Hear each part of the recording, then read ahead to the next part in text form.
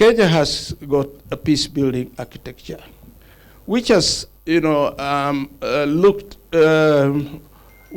has given us a lot of impetus in trying to deal with peace-building, problems or peace problems in our country.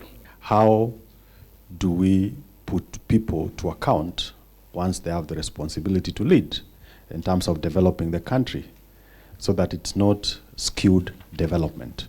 Because that is what then makes the competition to become a matter of life and death.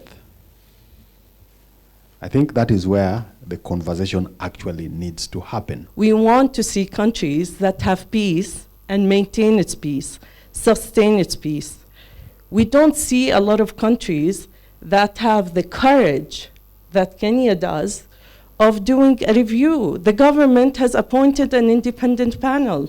I was like, okay, so do they know that this is really extremely rare? This process does not need humility, it needs war, because of the cartels and the networks that we are dealing with.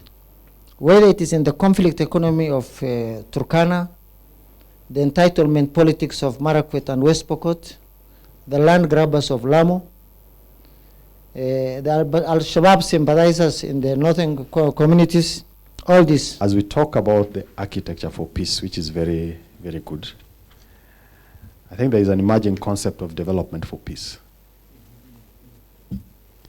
So why are we constantly fighting? And in the typical African setting, I think there is a poverty mindset, a poverty mentality.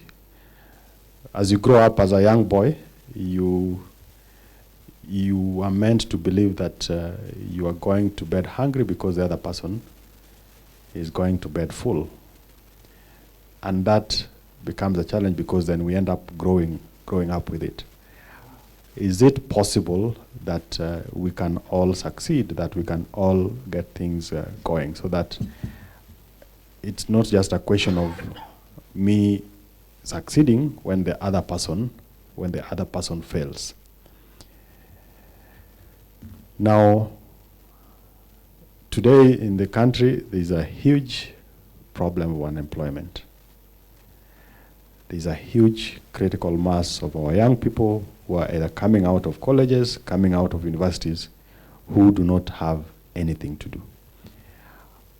As we try to look at this peace-building architecture, what are some of the proposals that we are bringing or putting on the table that would help us address this? Because the moment you have people who are able-bodied, who are very strong, who are knowledgeable, but then they can't find something to do, it's impossible to have peace.